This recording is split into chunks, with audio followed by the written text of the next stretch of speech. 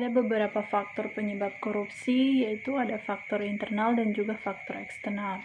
Faktor internal yaitu adalah faktor atau dorongan yang ada dalam diri kita sendiri atau dalam individu kita sendiri. Untuk faktor internal itu contoh ada sifat tamak dan sifat rakus manusia. Korupsi itu timbul itu karena salah satu hal kita tamak, kita rakus, kita merasa bahwa apa yang kita miliki sekarang itu tidak cukup dan kita ingin lagi dan lagi, sehingga menyebabkan kita itu melakukan kasus korupsi. Selanjutnya ada moral yang lemah. Untuk seseorang yang mempunyai moral yang lemah, pasti mereka akan sangat tergoda dengan mereka akan melaksanakan kasus korupsi, karena jika seseorang yang bermoral kuat, mereka tidak akan melakukan hal itu. Gaya hidup yang konsumtif. Untuk gaya hidup yang konsumtif ini yang kita tahu bersama bahwa kebanyakan pada gaya hidup kita yang serba mewah, gaya hidup orang yang berlebihan. Jadi mereka yang merasa bahwa hidup mereka terlalu mewah, mereka merasa tidak cukup untuk apa yang ada saat ini. Jadi mereka melakukan kasus korupsi untuk memenuhi kehidupan gaya hidup mereka. Untuk selanjutnya ada aspek sosial. Aspek sosial ini sering terjadi karena ada dorongan dari keluarga. Karena untuk dari faktor terkecil, yaitu dari dorongan keluarga. Keluarga mendorong seseorang untuk melakukan tindakan korupsi yang menyebabkan seseorang itu merasa bahwa dia harus melaksanakan kasus korupsi itu. Selanjutnya faktor eksternal. Faktor eksternal adalah pemicu atau ada dorongan dari luar diri sendiri yang menyebabkan seseorang itu akan melakukan tindakan korupsi. Contoh ada aspek sikap masyarakat terhadap korupsi. Seperti yang kita ketahui bersama bahwa korupsi itu selalu ditutup-tutupi. Jadi akibat dari sifat tertutup ini, maka untuk pelanggaran korupsi ini sudah biasa dilakukan dan juga telah dilakukan itu selalu dengan berbagai bentuk tindakan korupsi. Selanjutnya ada aspek ekonomi. Untuk aspek ekonomi, kalau seperti biasanya seperti pendapatan tidak memenuhi kebutuhan hidup. Jadi contoh ada seorang yang dia bekerja tapi uangnya atau gajinya itu tidak cukup untuk memenuhi kehidupannya. Pasti dalam dirinya sendiri itu ada dorongan untuk dia akan melakukan kasus korupsi karena untuk kebutuhan sehari-harinya itu tidak tercukupi. Selanjutnya ada aspek politis. Untuk aspek politis ini yang orang tahu kalau ini sering terjadi di kalangan pemerintah atau di politik, karena dorong bertujuan di sini for kepentingan politik dan untuk juga meraih dan mempertahankan kekuasaan yang ada. Jadi karena dorang merasa dorang rupa takut mau kehilangan dorang kekuasaan itu, dorang mau making tindakan korupsi itu supaya dorang kekuasaan di situ akan mau tetap ada pada orang. Contoh kalau jabatan, dorang pegang terus tuh jabatan. Aspek organisasi. Aspek organisasi ini contohnya ada kurang adanya sikap keteladanan pemimpin. Seperti yang orang ketahui bersama, kalau menjadi seorang pemimpin itu adalah untuk menjadi teladan yang baik for DP bawahannya. Jadi kalau misalnya bawahan lihat DP pemimpin kurang baik begitu, contoh itu pemimpin ada bikin kasus korupsi. Pasti di situ DP karyawannya berpikir, oh berarti kita boleh kita pemimpin kok boleh buat korupsi, kenapa kita boleh? Selanjutnya ada tidak adanya kultur organisasi yang benar. Maksudnya di sini kultur organisasi itu DP kebudayaan organisasi. Jadi kalau misalnya tuh organisasi itu DP budaya rupa ndak bagus, pastikan di situ ada tempat-tempat for orang-orang mau melakukan korupsi. Juga ada lemahnya pengawasan. Untuk lemahnya pengawasan sini, seperti yang orang tahu, kalau rupa tidak adanya pengawasan bagi orang-orang, pasti dang tuh orang-orang itu merasa dorang dang rupa bebas, rupa dang dorang mau melakukan apa ini itu boleh, karena kurangnya dari pengawasan ini. Jadi contohnya kalau rupa dorang merasa rupanya ada pengawasan, jadi dong daripada dorang pe diri sendiri itu boleh dorang mau melakukan kasus korupsi itu. Selanjutnya, perilaku koruptif. Perilaku koruptif adalah perilaku atau sikap yang menjebak orang pe diri itu melakukan satu tindakan korupsi.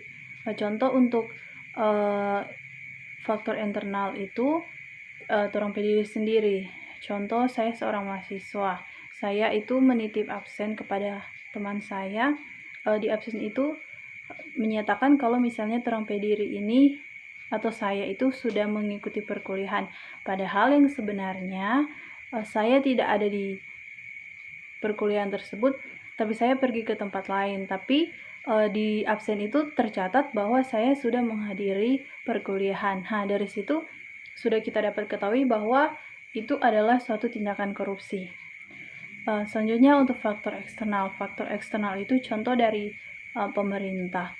Kalau dari pemerintah itu contoh ada seorang pejabat pemerintah yang ketahuan melaksanakan atau ketahuan bahwa dia telah tersandung kasus korupsi.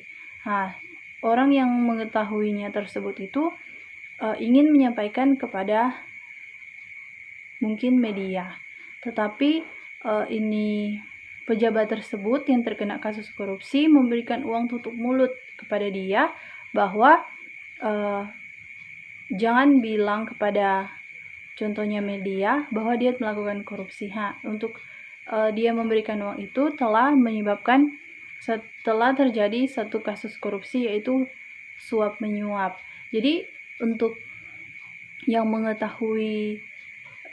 mengetahui dia berkorupsi dan pejabat itu, mereka berdua melakukan kasus korupsi.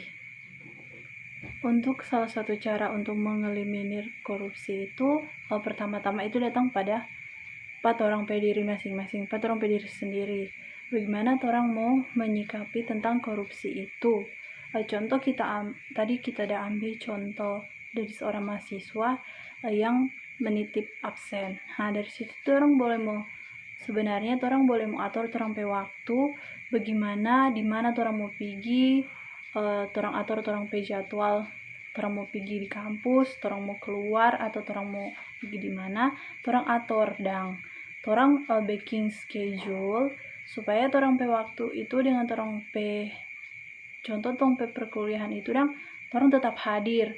Nyendak cuma orang mau isi absen cuma seolah-olah dang orang ada, padahal orang nyanda. Nah, dari situ juga orang so korupsi waktu dang. Jadi berawal dari orang pe diri sendiri, bagaimana orang bagaimana orang mau atur orang pe diri sendiri tidak mau melakukan kasus korupsi. Cara untuk mengeliminir perilaku koruptif. Dari cara ini dang, orang jangan mau menjebak orang pe diri pada tindakan-tindakan korupsi. Karena dengan orang mau menjebak orang pe diri pada tindakan-tindakan korupsi, orang dang so akan terbiasa dang. Karena dari sejak dini orang itu so mengenal apa tuh korupsi, karena pasti akan terbawa-bawa karena orang dang so tahu kalau begini kok dari sejak dini boleh. Nah, sampai besar itu akan terbawa-bawa. Nah, nantinya orang pasti akan mau melakukan suatu perilaku yang korupsi. Contoh orang mau jadi kalau orang besar itu orang mau jadi dang seorang pejabat. Nah, karena orang sudah terbiasa mau melakukan itu walau dari hal kecil, pasti orang akan terbawa-bawa ketika orang menjadi seorang pejabat. Jadi dari situ contoh kalau untuk mencegah hal itu, orang dari sejak dini karena orang so belajar, jadi orang pasti tahu dang kalau misalnya korupsi itu salah. Jadi orang mau mencegah diri itu sejak usia dini. Cara menumbuhkan sikap anti korupsi. Orang ini dari SD sampai besar pasti orang so belajar apa itu korupsi. Dengan sebenarnya orang belajar itu, orang boleh mau backing orang pediri itu backing sikap anti korupsi. Tapi juga banyak orang yang selalu melanggar itu. Tapi orang harus mempertahankan sikap anti korupsi itu dengan contohnya salah satu orang itu jujur. Nah, jika orang jujur itu orang so boleh mau melaksanakan sikap anti korupsi itu, karena kebanyakan orang yang melakukan korupsi itu adalah mereka tidak jujur.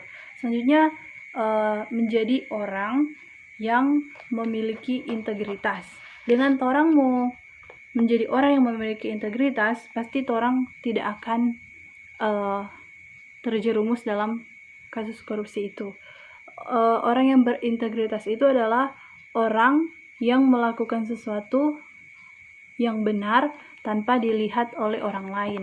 Nah, jadi orang mau melakukan sesuatu atau dengan orang mau melakukan itu tanpa diketahui orang lain itu, dan orang so backing orang pediri itu berintegritas Jadi dari orang menjadikan diri menjadi orang yang berintegritas, orang itu so backing sikap anti korupsi.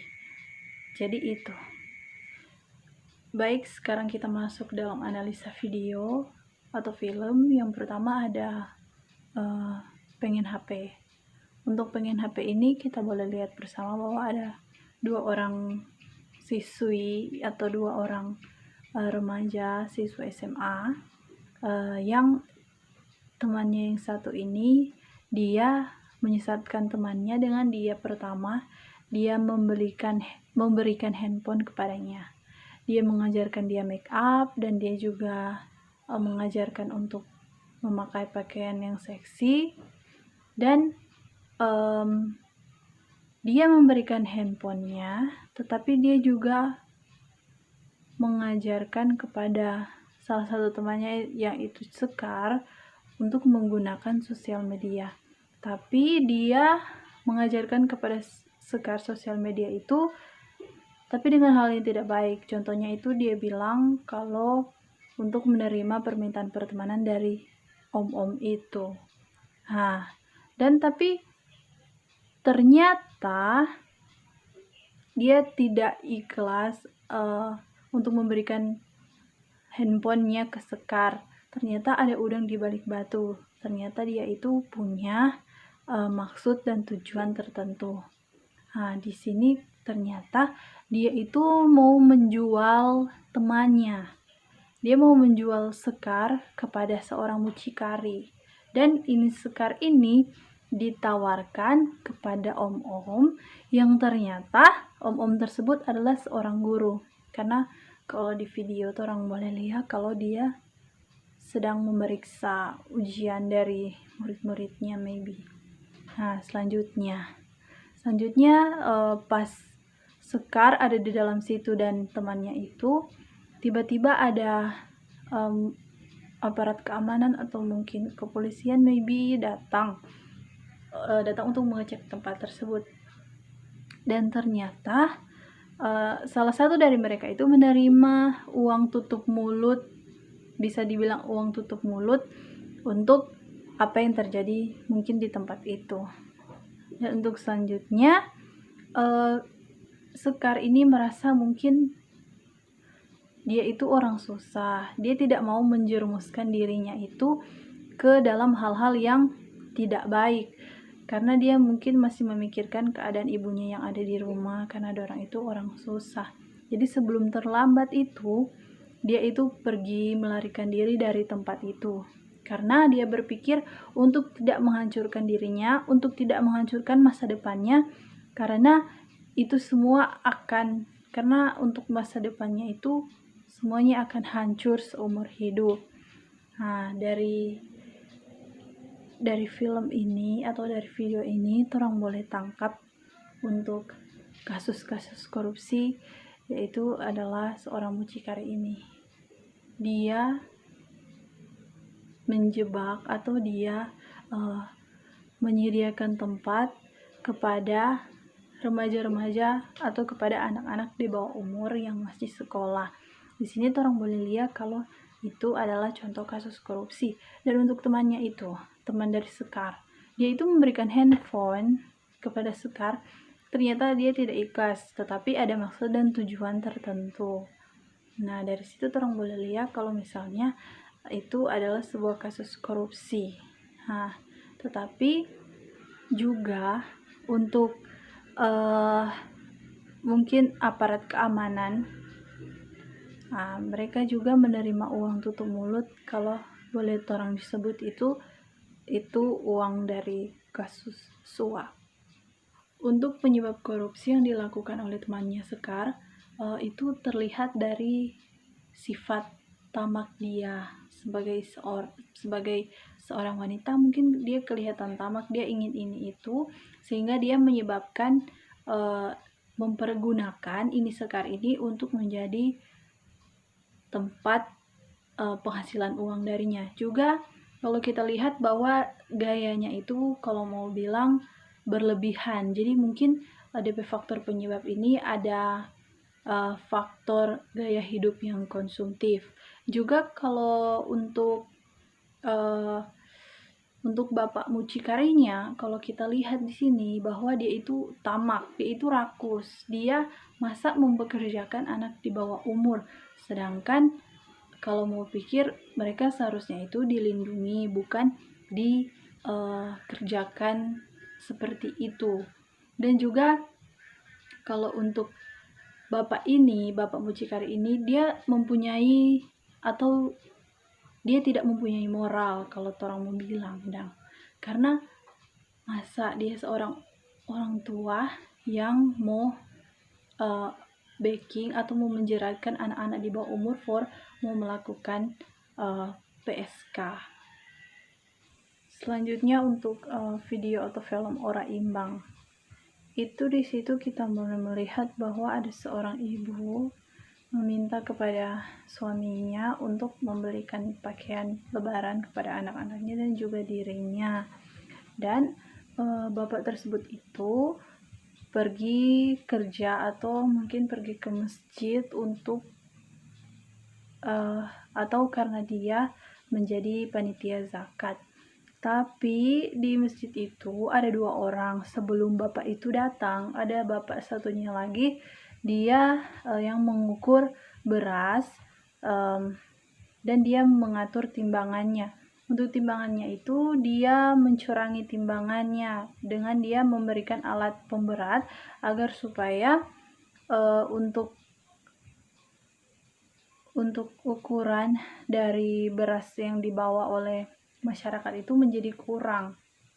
Dan untuk bapak yang pertama, dia hampir saja melakukan korupsi dengan dia berniat untuk mengganti atau tidak menuliskan yang benar terhadap uang yang diberikan itu. Sudah beberapa kali orang-orang datang untuk menimbang beras, tapi selalu kurang. Padahal mereka yakin bahwa itu tidak kurang. Dan kemudian bahwa salah satu dari warga mengetahui kalau ternyata timbangan ini telah dicurangi. Tetapi setelah diketahui, bapak tersebut minta maaf. Dan kalau kita lihat di film yang terakhir, kita boleh lihat bahwa karena kejujuran dari bapak itu, dia bisa membelikan seperlunya dan sebutuhnya untuk ibu dan anak-anaknya. Untuk faktor penyebab korupsi dalam film Ora Imbang ini, kita dapat melihat bahwa ada faktor ekonomi. Faktor ekonomi ini yang terjadi pada kedua bapak ini, karena kalau melihat dorang pe kondisi keuangan for dorang pe kebutuhan sehari-hari, apalagi pas ini semua lebaran. Kalau di film kita semua lebaran, jadi dorang pasti perlu uang. Karena hal faktor tersebut, faktor mereka memerlukan uang, mereka kalau bapak satunya hampir Dan kalau bapak satunya itu sudah berbuat tindakan korupsi tersebut. Dan ini semua karena faktor ekonomi. Baik, inilah yang dapat saya sampaikan. Terima kasih.